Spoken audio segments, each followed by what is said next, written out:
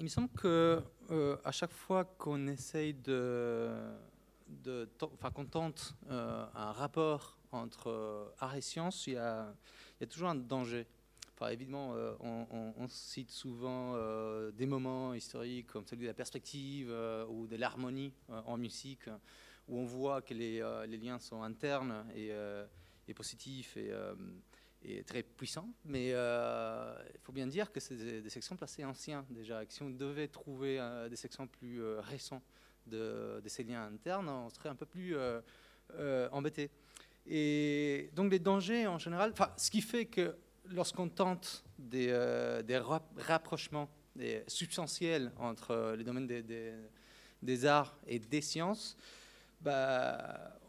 on est assez souvent déçu des résultats. Et c'est là, des deux côtés, que ce soit que les sciences se rapprochent ou se rapprochent des arts, ou que les arts essayent de se rapprocher de la science. Et les dangers, c'est plus ou moins facile à nommer. Et je dirais que ces dangers-là et les dangers de la métaphore ou de l'illustration. Enfin, je ne vais pas m'étendre là-dessus. Je me renvoie pour cela à la belle citation que Thierry et David mettent dans chaque document du Labo de Saintuition. Citation de Deleuze où justement il critique ces rapports soit métaphoriques soit illustratifs de l'atelier de la pratique et donc je vais passer très vite parce que j'ai plein de choses et je voudrais plutôt arriver aux choses plus marrantes à la fin, mais en tout cas il y a même un troisième danger qu'il faudrait noter, que ça serait celui de l'instrumentalisation, que ce soit de l'art par rapport aux sciences, des sciences par rapport à l'art. Donc la question qui se pose, c'est comment éviter ces dangers. Il faut dire évidemment que la métaphore est une des instruments les plus puissants en art et en un sens, mais assez précis, comme celui dont a parlé David tout à l'heure, c'est aussi un instrument en science, mais il ne s'agit pas d'éviter la métaphore, mais éventuellement de la localiser. C'est-à-dire que dans ces rapports entre art et sciences, et en particulier les sciences les plus sexy pour l'art, si vous voulez, qui sont la physique, les mathématiques, la logique, parce que c'est en général ça c'est à ça qu'on aspire, c'est les idéaux d'une culture, enfin de la culture occidentale en particulier. Et donc, il me semble donc qu'il faut, pour remédier ou pour éviter ces dangers-là, si on voulait l'éviter, évidemment, il faut bien plus que déjà de la bonne volonté des communications et plus que des gestes de vérification. Vous voyez, il y a de la science dans cette pièce, où il y a de l'art dans ces images produites par des ensembles fractales. Donc, il faut quelque chose comme un fondement et une méthode. Il faudrait même un fondement qui serait en même temps une méthode. Et donc, un fondement qui ne soit pas... Enfin, je parle là d'un fondement du rapport entre art et science. Et donc, d'un fondement qui ne serait pas une simple justification, d'ailleurs assez condescendante la plupart du temps, et purement spéculative. Trouver a posteriori des raisons qui expliqueraient pourquoi ce qu'on a fait, c'est l'ordre de la science, si on a fait quelque chose en art, et à l'inverse. Donc, un fondement qui soit capable de trouver un point de contact sans pour cela faire appel à des généralisations exagérées ou extrêmes. Et de l'autre côté, par le même mouvement, et une sorte de méthode qui appuyait sur cette distribution des convergences et divergences, c'est-à-dire c'est la même chose, c'est pas la même chose, c'est la même chose cette pièce de cette personne que ce qu'on fait en physique lorsque, je sais pas, on mesure des quanta. Mais en fait, non, c'est pas la même chose parce que c'est deux démarches différentes. Donc, une méthode qui, appuyée sur la distribution des convergences et divergences, nous dit ce qu'il faut chercher et éventuellement où il faut chercher, sans nous dire ce qu'il faut trouver et où il faut trouver. Et donc il faudrait préciser un peu l'élément même du lien entre art et science. Alors, dans ce sens-là, il me semble que la notion d'intuition est une bonne piste pour cela, et est un bon fondement pour le rapport entre art et science. Alors, moi, je vais essayer des pensées. Évidemment, je vais commencer avec un traitement classique de cette notion de l'intuition comme figure de la connexion entre les deux, essayant de passer très très vite. Et ce que je vais essayer de faire, c'est de mettre en avant une notion à l'intérieur de la philosophie française contemporaine, et en particulier de l'œuvre de Lyotard, qui est la notion des figures, comme une sorte de nouvelle forme de l'intuition, une parmi autres. Et éventuellement, j'aurais gagné si, à la fin de cet exposé, j'arrive à vous faire sentir que dans ces trois diagrammes, je crois que c'est un peu tout le problème, c'est-à-dire dans ces trois figures, justement, il y a quelque chose qui est la même chose, et pourtant vous faire sentir la différence profonde qu'il pourrait y avoir dans le fait que, dans le seul fait que c'est juste des figures. Et justement, en explorant cette notion de figure, je vais essayer de voir des cas, des figuralités, pas dans les mathématiques comme David a fait, de donner des exemples dans les mathématiques du fonctionnement diagrammatique et de tous les troubles, si vous voulez, que ça insère dans une science faussement prétendue exacte, dans le sens le plus fort du terme, mais dans la logique. Et voir dans quelle mesure la figuralité est un terme au fonctionnement de la logique. Comment ça fait partie de sa démarche. Voilà donc un peu le programme. Et donc je disais que la notion d'intuition était une notion puissante pour penser les rapports, pour trouver un fondement et même une méthode, des éléments de travail, méthode dans le sens pas des rigidités, mais des pistes de travail, d'instruments de travail, quoi, et qui éviteraient de rester purement spéculatifs. Alors si on pense à l'intuition, à la notion d'intuition dans ce sens très précis, c'est inévitable de penser à Kant, qui est je ne suis pas sûr que ce soit le premier, mais en tout cas, c'est lui qui a proposé une notion d'intuition dans cette direction-là.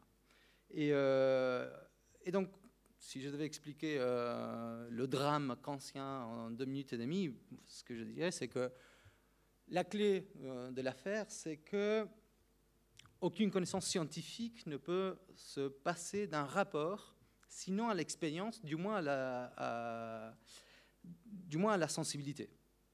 Puisque connaître, en tout cas pour Kant, n'est rien d'autre que faire correspondre des concepts, des intuitions aux concepts. Mettre en correspondance des concepts qui sont l'élément propre de l'entendement à des intuitions qui sont l'élément propre de la sensibilité. Donc on a la sensation que là, il y a une bonne piste. C'est-à-dire, de toute façon, les scientifiques, s'ils veulent produire des connaissances, ils doivent faire appel à des intuitions. Là où il n'y a pas des intuitions, il n'y a même pas de science. Il y a autre chose. Éventuellement, il y a la métaphysique.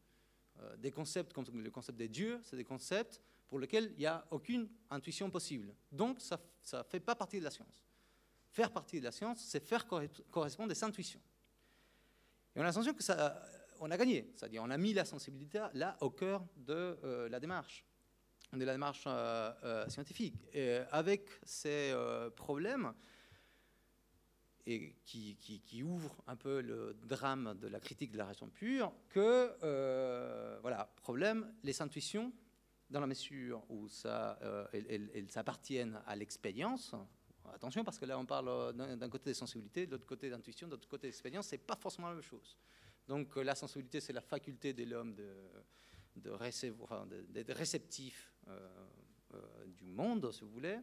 Et l'intuition, c'est l'objet de la sensibilité. Je suis toujours sensible d'une intuition, à partir des intuitions. L'ensemble des intuitions constitue la sensibilité. Et puis, il y a l'expérience, qui est de l'ordre de l'intuition. Mais on va voir que justement, la distinction tout le problème est là.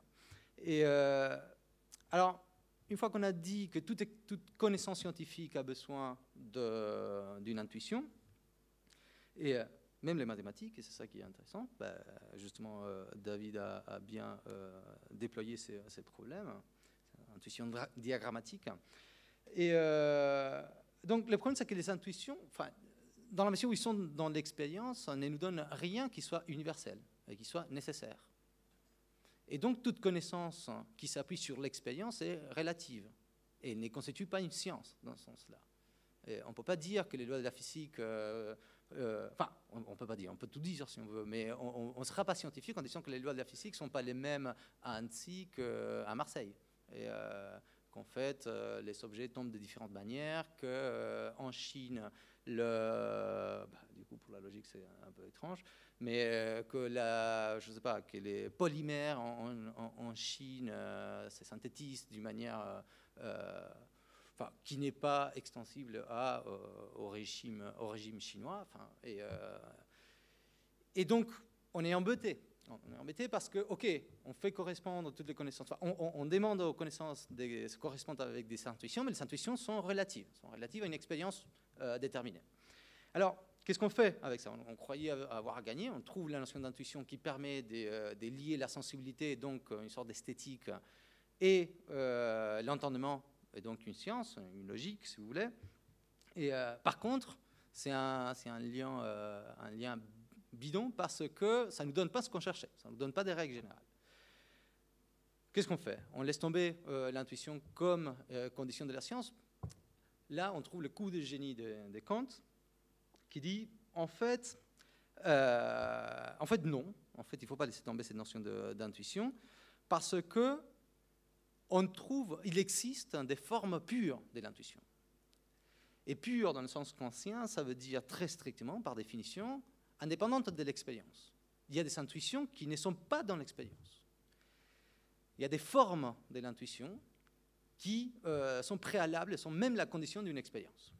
Ce ne sont pas des expériences, sont pas des éléments de l'expérience réelle ou existante, c'est les conditions d'une expérience possible. Et ces deux formes-là sont, peut-être vous le savez, l'espace et le temps.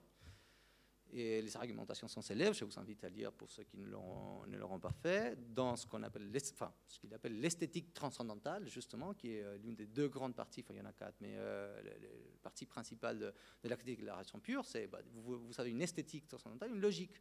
Et justement, ça se lit, c'est ce qu'on cherche, art et science. Et le lien passe par la notion d'intuition. Et donc, il y a des formes pures de l'intuition qui ne sont pas relatives, parce que pour toute expérience existante, vous devez d'abord déployer vous-même, devant vous, si vous voulez, l'espace et le temps. Et l'argumentation classique, c'est, vous pouvez penser une table, vous pouvez penser l'espace sans une table, mais vous ne pouvez pas penser une table sans espace. L'espace est condition des possibilités de l'expérience précise, relative, existante de la table. Donc l'espace, vous ne savez pas une expérience directe de l'espace, vous déployez l'espace pour pouvoir avoir une expérience. Et néanmoins, l'espace reste quelque chose de l'ordre de l'expérience. C'est une forme de l'expérience. Et donc on trouve le principe qui est toujours sensible, mais qui va nous donner des lois générales pour la science. L'espace et le temps, comme forme pure de l'intuition ou comme forme pure de la sensibilité. Alors, les stratégies, ce serait, les artistes, et en particulier les artistes contemporains, traitent de l'espace et du temps, pas seulement comme un sujet, mais ils manipulent, ils façonnent, ils critiquent l'espace et les temps, et en faisant ça, on communique de manière directe avec les connaissances scientifiques, parce que l'espace et le temps sont des conditions des possibilités de ces expériences. Mauvaise nouvelle, ça échoue. Le projet kantien échoue. Et il est plus possible de soutenir que espace et temps sont des formes pures de la sensibilité. Ça échoue même avant que l'art contemporain soit là pour en profiter et pour constituer son lien profond avec les sciences. Ça échoue pour différentes raisons. Je vais dire très très vite, on ne peut pas entrer dans le détail, mais en gros, le 19e siècle trouve des espaces qui ne se correspondent pas à des espaces, à l'espace que Kant concevait comme étant celui de l'intuition. Par exemple, des espaces non euclidiens, des espaces où les droites se croisent. Et alors, le problème, c'est, du coup, ça va un peu dans le sens de l'exposé de David, c'est-à-dire on trouve des espaces un peu bizarres, et qui néanmoins sont des objets de la science, sont des espaces cohérents, sont des objets mathématiques complètement cohérents, et pourtant ne sont pas celui de l'intuition. Donc du coup, la forme de l'espace kantienne qui fondait le rapport à l'intuition n'est plus valable. Après, on trouve d'autres choses, c'est-à-dire que l'expérience de l'arithmétique, par exemple, en comptant, nous mène, enfin, c'est un peu plus compliqué que ça, mais nous mène à des éléments étranges, à des nombres étranges, comme les nombres imaginaires. Et alors, à quoi ça répond dans l'intuition, un nombre imaginaire? Racine des -1. Ça n'existe pas parce que un nombre multiplié par lui-même ne peut jamais être négatif. Si ce nombre est positif, positif par positif donne positif. S'il est négatif, négatif fois négatif, c'est positif. Donc, un nombre multiplié par lui-même, ça ne peut être jamais négatif. Racine des -1, ça répond à rien dans une intuition qu'on pourrait se donner. Et néanmoins, c'est un nombre, enfin, le 19e siècle arrive à en faire un élément de science complètement valable. Donc, le projet, enfin, après, il y a d'autres choses, même des choses comme, par exemple, l'arithmétique, que Kant pensait profondément ancrée dans l'intuition, on arrive à la fonder de manière purement logique, sans besoin d'avoir à faire à l'intuition. En tout cas, c'est ce qu'on croyait, enfin, si vous voulez. C'est un peu l'esprit du 19e siècle, c'est ce dont David parlait. Il faut évacuer complètement l'intuition du domaine des sciences. Donc ça a asséné un coup très dur au projet critique kantien, et ça nous met dans l'embarras, nous qui voulons trouver un lien profond entre art et science. Alors, l'alternative qui se dresse à partir de cet échec du projet critique kantien qui pourrait venir à notre aide, l'alternative, c'est donc soit vous savez des formes pures et donc libres de toute intuition, soit vous savez des intuitions pures et donc libres de toute forme. On avait des formes de l'intuition, des formes pures de l'intuition, et maintenant vous devez choisir. Vous êtes plutôt du côté d'une intuition sans forme, ou vous êtes plutôt du côté de la forme sans intuition. Et c'est un peu ce qui motive la distinction fondamentale dans la philosophie contemporaine, au XXe siècle. Soit vous savez une philosophie analytique qui s'occupe des formes pures, où toute intuition devrait être évacuée. C'est un peu aussi, David parlait de ça lorsqu'il parlait des études cognitives. Et soit vous savez la phénoménologie qui essaye de tourner autour d'une intuition qui ne serait pas envahie par la forme. Alors, ces deux visions qui sont nées à la fin du XIXe siècle, justement à la fin de ces processus d'échec d'une critique ancienne et dans le main d'un discours, d'une philosophie des sciences qui va contre la notion d'intuition. Donc ces deux traditions-là ajoutent en plus une sorte de ce qu'on appelle les tournants linguistiques, c'est-à-dire de voir ces deux problèmes soit d'une forme pure, soit d'une intuition pure. Et pure, dans ce dernier cas, ne voulant plus dire quelque chose comme pur chez Kant, mais peu importe.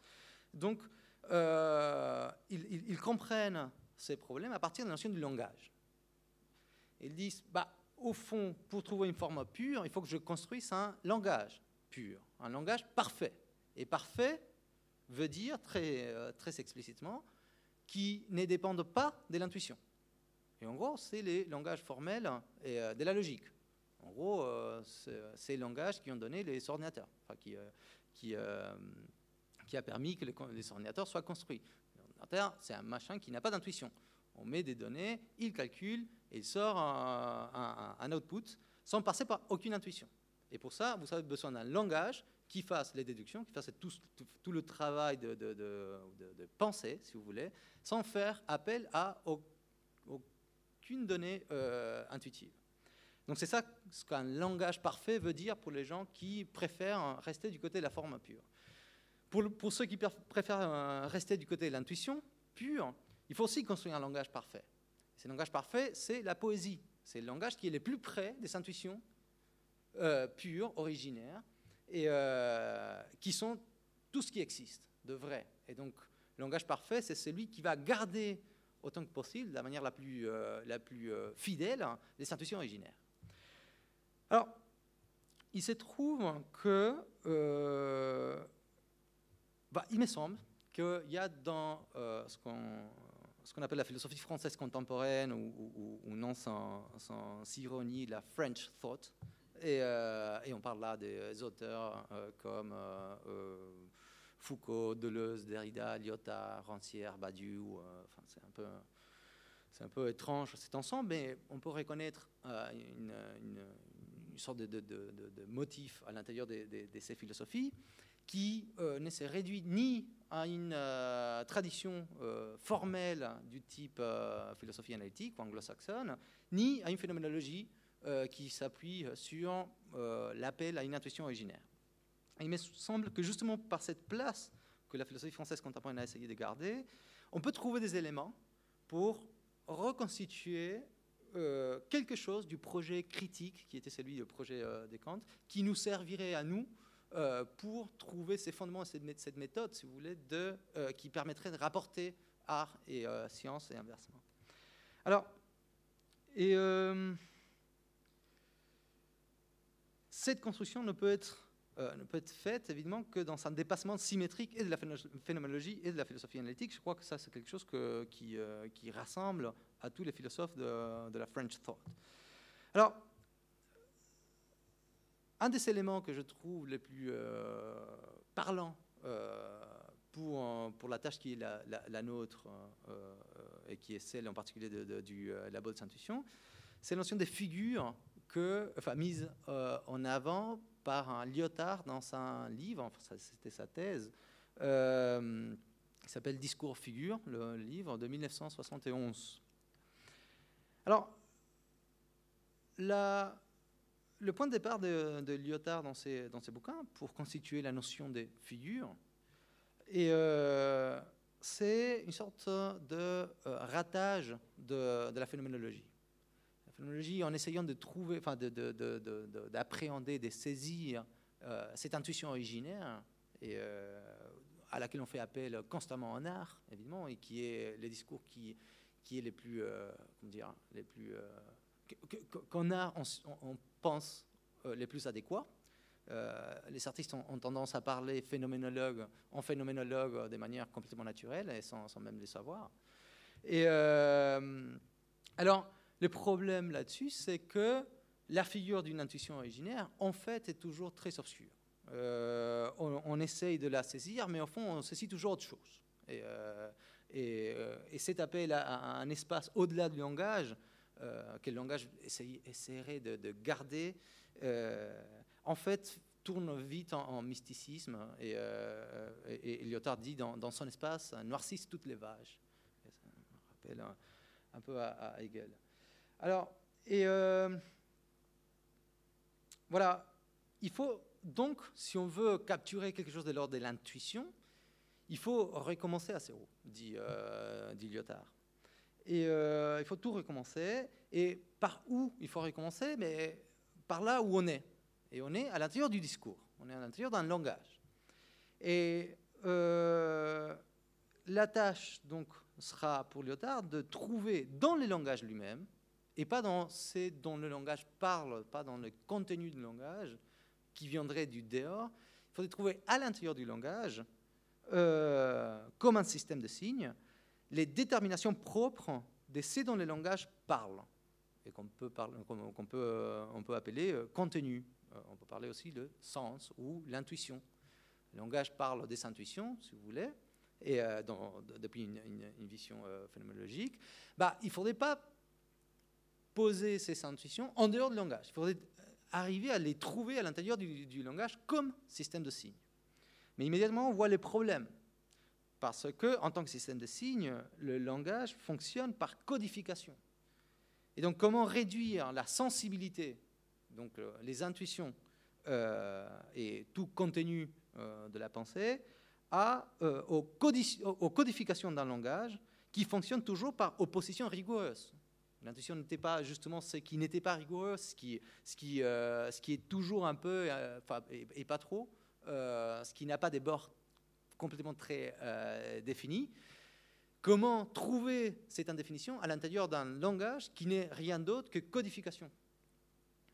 Et si vous voulez, pour avoir une idée du problème, vous pouvez vous rapporter à la salle qui s'appelait Les mots et les choses de l'exposition de la vie à Beaubourg, au Centre Pompidou. Là, on voit très bien qu'on donne un élément d'un code, par exemple le orange, je ne me souviens plus lequel était le code couleur qu'il avait choisi, et il fait peindre deux monochromes avec des peintures répondant à ces codes, mais par des producteurs différents, enfin des usines différentes des peintures, et on voit très bien qu'il y a une différence des sensibilités, d'intuition, qui est absolument insaisissable du point de vue du code du langage.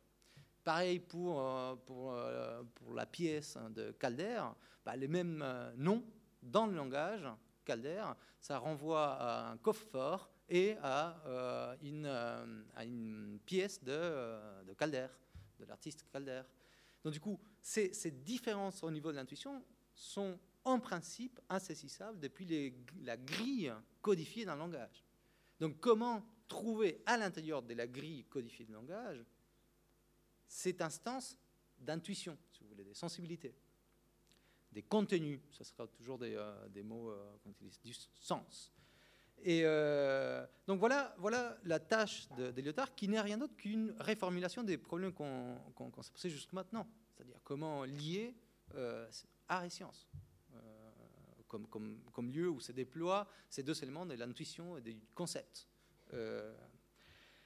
Alors, pour fixer les idées, Lyotard fait appel à l'esthétique de Hegel et à un exemple, un moment où Hegel développe la notion des symboles comme notion différente à la notion du signe. Et Hegel dit, en fait, par l'intervention de l'art, un signe qui, au fond, est défini par le fait d'être arbitraire, comment le travail de l'art rend le lien entre un signe et ce dont ce signe parle interne au signe lui-même. Voilà donc nommé l'élément qu'on cherche. On cherche un symbole, c'est-à-dire un signe qui ne soit pas arbitraire, mais qui contienne à l'intérieur de lui-même ce dont il parle, les intuitions, la sensibilité. On appelle ça un symbole. Donc, pour Hegel, donc, le signe a cette nature complètement arbitraire. Il prend l'exemple, l'appartenance d'un navire à une nation est signifiée, est donnée par un signe qui est la couleur du drapeau qu'il porte. Mais il n'y a pas un lien interne entre la couleur du drapeau et cette appartenance du navire à une nation. Par contre, dit Hegel, le triangle et Dieu, les triangles comme signe, ou plus précisément justement comme symbole de Dieu, contient les raisons par lesquelles il est le signe de Dieu. Pourquoi ?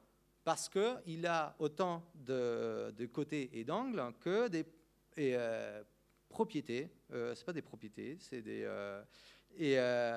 c'est des propriétés grâce auxquelles on signifie Dieu, c'est-à-dire la Trinité. Donc, est-ce que cela est clair ? C'est-à-dire, l'appartenance d'un navire est complètement arbitraire, n'a pas des liens par rapport à la couleur d'un drapeau, à tel point qu'on pourrait changer le drapeau, on peut changer la couleur, c'est un pays change la couleur de son drapeau, il suffit de changer la couleur, c'est juste conventionnel, tandis que c'est pas conventionnel que le triangle symbolise Dieu. Il y a quelque chose dans le triangle, à savoir le nombre 3, qui renvoie directement aux propriétés de Dieu, à son caractère ternaire, au fait que Dieu est une trinité. Alors, voilà ce qu'on cherche. On cherche qu'à l'intérieur des signes, il y ait ces rapports internes. Mais là, Lyotard dit il ne faut pas aller trop vite. En fait, Hegel va trop vite là. Il croit qu'il trouve à l'intérieur du langage la détermination propre de son sens. Et en fait, il y a une arnaque quelque part. Et donc, il dit si vous voulez, on peut trouver. Il dresse ces tableaux-là. Et il s'agit donc de passer des manières internes à l'intérieur du signe même par des règles propres au signe, des dieux, du signe, du signifiant, c'est-à-dire des traces écrites, Dieu à gauche, là, dans la colonne 1, ligne 1, et jusqu'à triangle dans la colonne 4. Et donc, des dieux à trinité, on peut passer même médiatisé par la théologie chrétienne, mais à l'intérieur du langage, on appelle ça je peux toujours remplacer Dieu par Trinité, ça marche dans son langage. Donc, c'est le langage même qui me dit il y a un lien interne entre Dieu et Trinité dans le langage. Vous changez, c'est un rapport paradigmatique, vous changez de Trinité par Dieu, et vous dites à chaque fois la même chose. Et puis, je peux passer de la notion des triangles, enfin de la notion du signifiant triangle, du mot triangle, je peux passer au mot 3, si à la limite je veux l'analyser. Je vais trouver là, que le mot triangle a cette particule tri, et, terre, et que je peux rapporter à la particule terre de 3. Et donc il y a un lien interne. Je peux déduire le 3, le signe 3, à partir du signe triangle. Et puis, le lien se fait entre Trinité et 3. Et voilà. Enfin, j'ai gagné. Je n'ai pas eu à passer par une intuition. Je reste dans le langage et je symbolise en gardant les lois internes. Alors, dit Lyotard, en fait, l'immanence du signe à son sens, à son contenu, n'est pas entre Dieu entre le mot Dieu et les mots triangle. C'est entre Dieu et les triangles comme signes. C'est-à-dire pas entre Dieu et les mots triangles, mais entre Dieu et les signes triangles. C'est-à-dire entre ce que vous trouvez à la fin de la colonne 4, dont le mot triangle n'est que le signe arbitraire. Je pourrais appeler le triangle d'une autre manière. Et donc le passage se fait par le nombre 3. Et encore une fois, ce n'est pas par le mot 3 que ça passe, mais par le nombre 3. Seulement à cette condition-là, à condition qu'il y ait un lien entre le triangle comme signe et le 3 comme nombre, à condition qu'il y ait un lien entre ces deux-là, je peux dire, je peux trouver à l'intérieur du langage les déterminations propres qui permettraient de capturer les intuitions qui sont derrière. Et tout cela révèle, dit Lyotard, que le langage a un socle esthétique, que le lien, que si jamais je peux trouver un ordre de l'intuition à l'intérieur du langage, sans sortir du langage, sans la présupposer au-delà du langage, c'est parce que le langage contient quelque chose comme un socle esthétique dans son intérieur. C'est ce socle où se tisserait le rapport entre le nombre 3 et le triangle. Il s'agira donc, pour Lyotard, de trouver quels sont les principes à l'intérieur du langage selon lesquels fonctionnent ces socles esthétiques, sur lesquels est appuyé ce socle esthétique. C'est-à-dire de trouver les principes qui, dans le signe, fait du sens un phénomène d'expression et pas seulement de signification. Il faudrait trouver au niveau du langage une dimension expressive et pas seulement significative. Quelque chose d'autre, de plus que le code. Et qui plus est, ce principe devrait être capable en même temps de rendre compte de cette capacité que détient l'art de représenter la visibilité ou puise la représentation. Trouver à l'intérieur même du langage un principe de visibilité. Et évidemment, ces principes, on l'aura deviné, c'est ce que Lyotard appelle la figure, le figural. En plus des significations et des codes, les langages sont forcément, contiennent de manière nécessaire une dimension figurale. Une dimension, si vous voulez, de l'ordre du dessin. Mais ce n'est pas ça encore. Alors, qu'est-ce que c'est qu'une figure pour Lyotard? En fait, les principes, c'est d'abord un principe.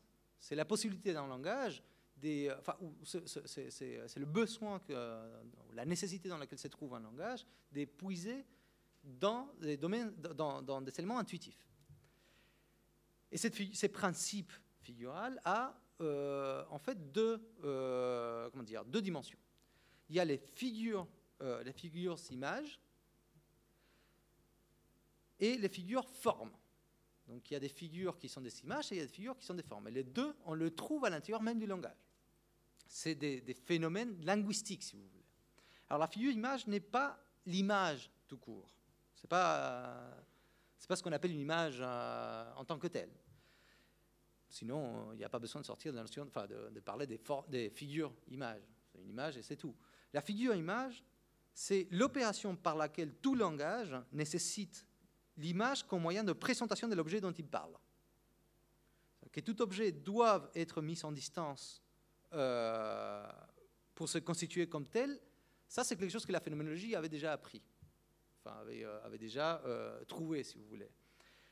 Par contre, il s'agit de trouver que cette mise en distance de ce dont on parle, et qui fait que ça vienne comme image à la pensée, se trouve comme phénomène propre du langage. Et Lyotard va le trouver dans le fait que tout langage fait référence. En plus de signifier, on fait référence à quelque chose. Et il n'y a pas de langage s'il n'y a pas la possibilité de faire référence à des choses. Donc, cette fonction référentielle, qui est interne au langage, ouvre sur une profondeur. Vous voyez que là, il y a quelque chose d'intuitif qui apparaît. Je ne peux pas parler sans faire référence, et quand je fais référence, je pointe vers un dehors, et en pointant vers un dehors, j'ouvre un espace, j'ouvre une profondeur qui est forcément intuitive, et à partir duquel il y a des images qui vont venir correspondre à ce dont je parle. Et par cette restitution de la fonction référentielle du langage, le signe regagne une épaisseur qui est capable d'ouvrir un espace de visibilité. Mais l'espace de visibilité n'existe pas avant que je ne pointe vers un dehors. Et c'est le langage qui m'oblige à penser vers un dehors. Donc il s'agirait donc de restituer cette fonction de référence que tout langage a par définition. Et donc, par son ouverture vers un au-delà des mots, la désignation ou la référence sollicite un objet qui ne pourra être rendu que comme image, ou plus précisément comme signe imagé.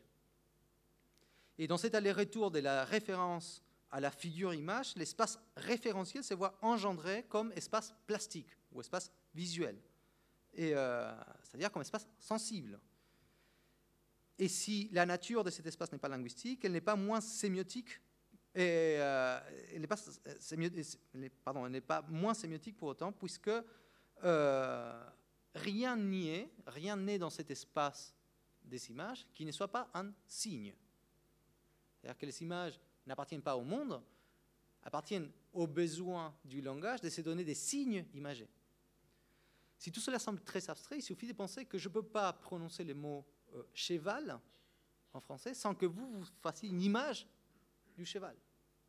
Après, vous pouvez faire plusieurs images. Mais si je vous dis Schmetterling et que vous ne parlez pas allemand, vous ne faites aucune image. Et par ce fait-là, vous n'êtes pas à l'intérieur du langage. Vous ne comprenez pas l'allemand. C'est-à-dire, comprendre une langue, c'est faire des images, c'est parmi d'autres choses, des manières nécessaires, c'est faire des images. Et ça appartient au langage. Donc voilà une première manière dont le langage lui-même produit des images. On le voit immédiatement dans les sciences, et même dans les mathématiques, comme David a montré. Et on ne peut pas se donner un système de code qui ne répond pas à des images. C'est nécessaire, c'est interne au langage. Alors ça, c'est l'une des voies de la figure. L'autre voie, c'est ce que Lyotard appelle la figure forme, qui, à la différence de la figure image, la figure forme n'est pas placée en bordure du langage, elle n'est pas extérieure, la figure image n'est pas extérieure non plus, mais il est en bordure. C'est ces moments du langage où on pointe vers le dehors. Mais la figure image se trouve dans l'intérieur, la figure forme se trouve à l'intérieur du langage lui-même. Et la production de sens tient dans ce deuxième principe figural, c'est la figure forme, à la forme même du discours. Mais la forme ne doit pas être comprise dans son opposition classique au contenu. C'est une forme qui est elle-même contenue parce qu'elle les produit. Alors, cette figure forme a, pour Lyotard, en fait, on peut le voir à différents niveaux de langage. Et en gros, ça pointe, enfin, ça isole le fait que le langage a besoin d'une certaine disposition. Sans une disposition minimale intuitive dans les caractères, mais pas seulement, et des matériaux symboliques dont un langage est fait, que ce soit écrit ou oral ou peut-être d'autres, enfin je sais pas, électrique ou électronique pour les ordinateurs, vous avez toujours besoin d'un matériau qu'il faut disposer d'une manière ou d'une autre. Et c'est dans cette disposition que le langage va fonctionner. Vous voyez que ce n'est pas la même chose que la figure image. L'image, c'est vraiment des images, au fond, c'est des signes imagés. Dans ce cas-là, c'est des principes internes, des configurations du langage. Et ça, on peut le retrouver à différents niveaux de langage, au moins 3. Au plus haut niveau, Lyotard parle de la disposition dans un récit, c'est-à-dire les personnages, les intrigues, les dénouements, les finales, toute cette distribution des éléments qui, au fond, sont de l'ordre du langage, dans un récit, ce qu'on appelle la disposition, enfin, en prenant des mots, Lyotard apprend des mots du Moyen-Âge, enfin, du latin, pour la dispositio, pour penser à ces distributions des rôles, si vous voulez, des personnages, des intrigues, des moments du récit, etc., etc., et qui ne sont pas contraintes par les règles syntaxiques d'un langage. Alors, tout cela relève d'une disposition. Et ça, c'est la forme, c'est ce qu'on appelle la forme d'un récit, si vous voulez. Mais aussi, on le trouve au niveau les plus bas d'un langage, dans la constitution de ses caractères. Et c'est pour ça qu'on dit, enfin, c'est à ces points-là où on trouve que des lettres, je ne sais pas s'il est ici, la lettre A, la lettre N et la lettre Z ne sont rien d'autre qu'une disposition, une certaine disposition des lignes, dont j'ai besoin pour distinguer 3 caractères différents, à partir desquels construire un code, éventuellement, des mots, etc. Et c'est donc par ces niveaux les plus bas des figuralités dans un langage que la ligne comme élément plastique peut s'insérer à l'intérieur du langage. Il n'y a rien à vous apprendre là-dessus, étudiant en école des beaux-arts, que justement dans la typographie, il y a des éléments de sens qui se jouent. Et que justement les codes d'un langage, enfin les langages conçus uniquement comme un code, essayent d'éliminer. Donc vous voyez très bien que si je tourne la lettre Z vers la gauche, j'ai un N, enfin vers la droite aussi, pareil, il se trouve, pour des questions figurales justement. Et alors tout cela relève, si vous voulez, d'une figure qui en principe n'était pas prise en considération par un langage conçu sous la forme d'un code. Et puis, au milieu d'un langage, là, je vous disais, au niveau le plus haut, dans les caractères, dans les représentations que le langage peut donner, donc des personnages ou des éléments qu'on va combiner, au niveau le plus bas, dans la constitution de ces caractères, mais même dans la composition de ces caractères. C'est-à-dire que, je ne sais pas, ne et en sont 2 mots différents, mais qui ne dépendent que du fait que je peux combiner la lettre E et la lettre N de 2 manières différentes. Et cette combinaison-là est aussi de l'ordre intuitif, de l'ordre d'une figuralité. Et donc, l'idée, c'est que tous ces éléments figuraux dans la figure forme produisent du sens. Et produisent du sens d'une manière non codifiée. Ils sont de l'ordre de l'intuition. Et comme je vous disais, il suffit de tourner la lettre Z pour qu'elle devienne un N, et c'est fait de tourner la lettre Z n'appartient pas, enfin, on ne le penserait pas, enfin, ça n'appartient pas au code, mais ça appartient au langage. Et c'est c'est une opération plastique dont dépend le langage. Mais pareil, la disposition des éléments, et bon, il y a des analyses très marrantes de Lyotard, des rébus. Donc, pour fixer ce qu'une figure forme peut être comme élément interne au langage et productrice des sens, on peut penser à ces rébus-là, dont la solution est un soupir vient souvent d'un souvenir. Un soupir vient souvent et d'un souvenir. On voit que le rébus prend de manière active des éléments figuraux du langage et produit du sens. Donc voilà donc les deux principes intuitifs à l'intérieur du langage que trouve Lyotard sous la forme de figures. Donc figure et image, figure forme. Alors, un problème se pose immédiatement. Est-ce que ces deux choses qui sont tellement différentes constituent un seul principe? Qu'est-ce que c'est la figure en tant qu'unité? D'un côté, on a des images, de l'autre côté, on a des formes. Dans quelle mesure ça, c'est la même chose? Dans quelle mesure on peut traiter ça de la même manière, enfin, comme étant le même phénomène, un seul principe? Et c'est-à-dire que on voit que la figure image ouvre sur un dehors, la figure forme demeure à l'intérieur du signe. L'image, enfin la figure image, se donne comme visibilité, l'autre doit rester invisible pour être effective. L'une a trait à la désignation ou à la référence, l'autre travaille au niveau même du signifiant. Vous voyez que ce sont deux phénomènes complètement différents. Alors, il me semble que si on veut comprendre en quoi consiste l'unité de la notion des figures, du principe des figures, il suffit de penser qu'il s'agit à chaque fois des propriétés spatiales. C'est-à-dire que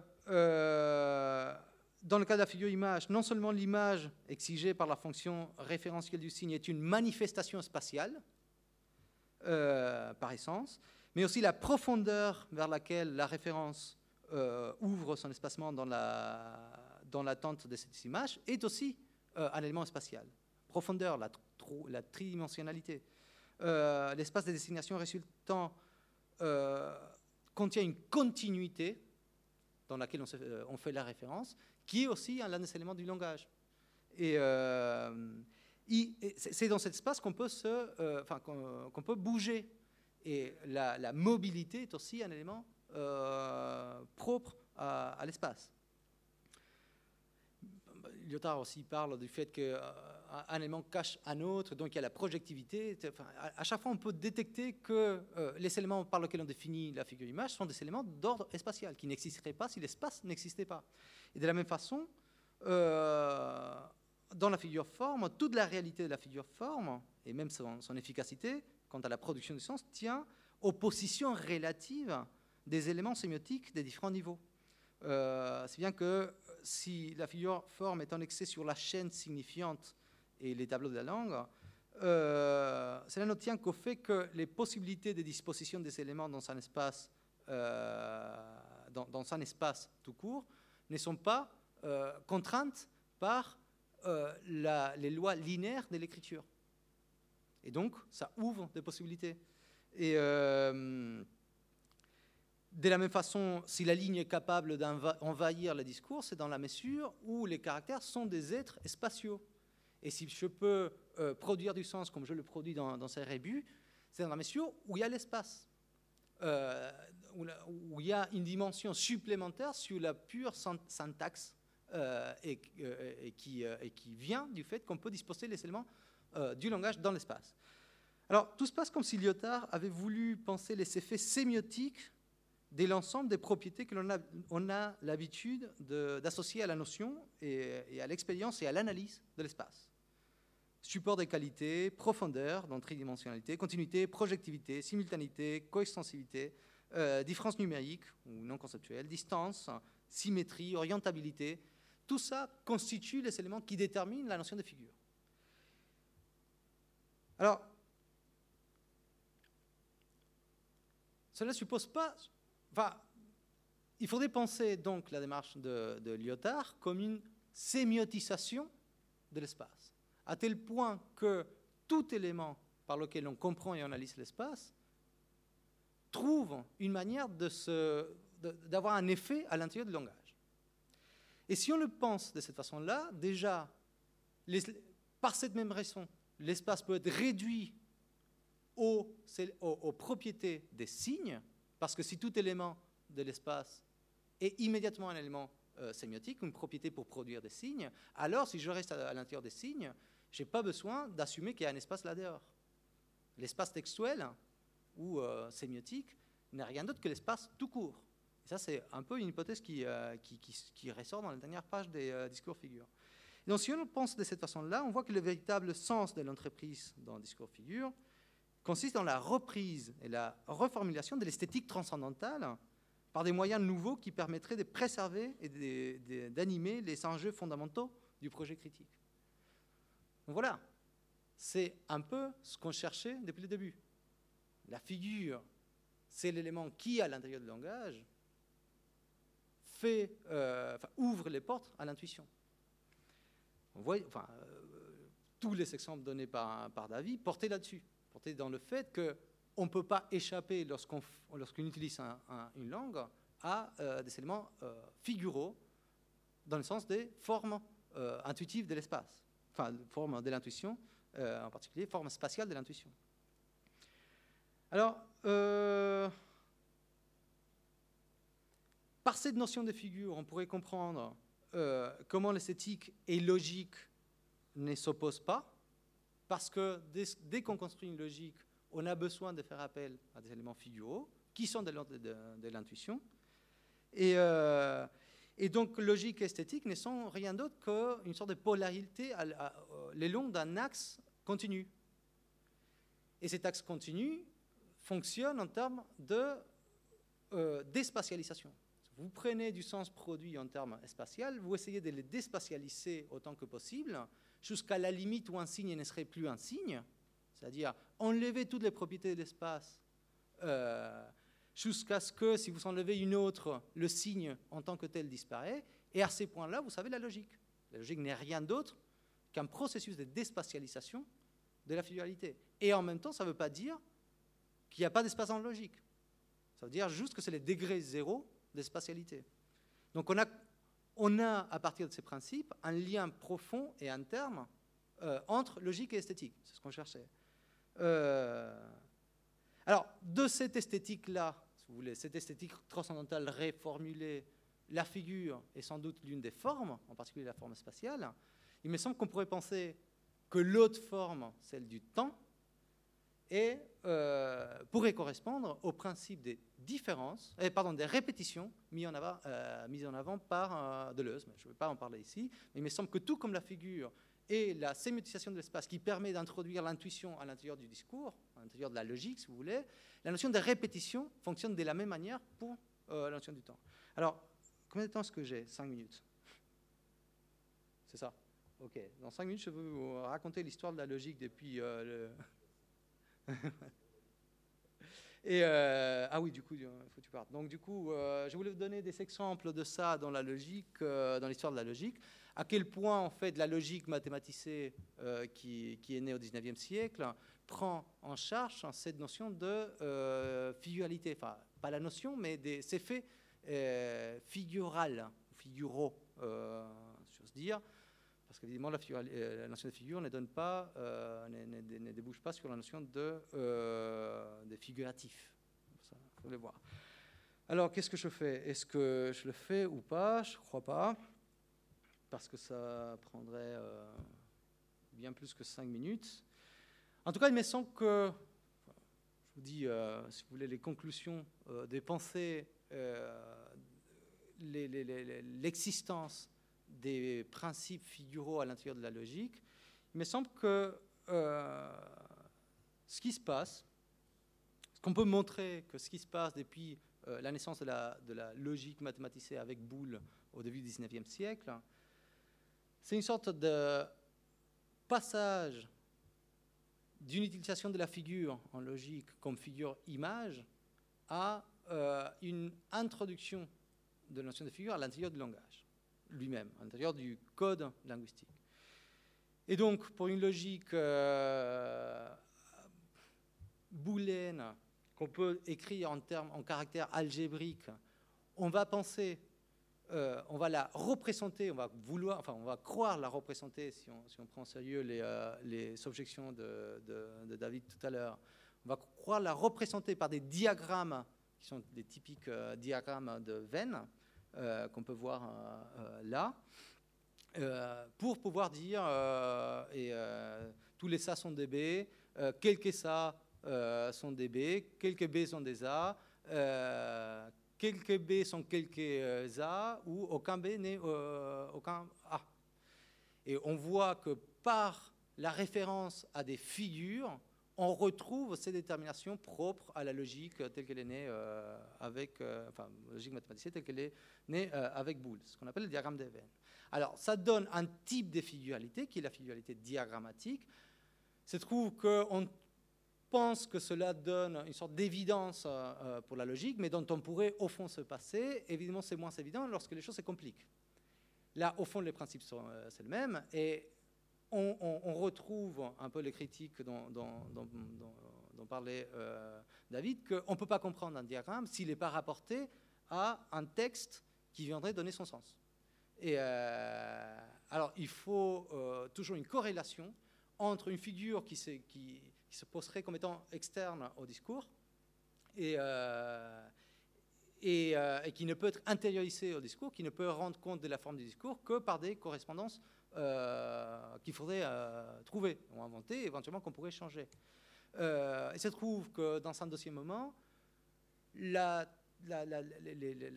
figuralité ne capture plus des choses dont la logique parle, comme c'est ensemble que je viens de vous montrer, mais capture les structures internes de ces formulations, c'est-à-dire ces phrases. Et ça, c'est en particulier Frege, et que par cette capture-là, on arrive à voir de manière plus précise sur quoi dépendent les éléments déterminants de la logique.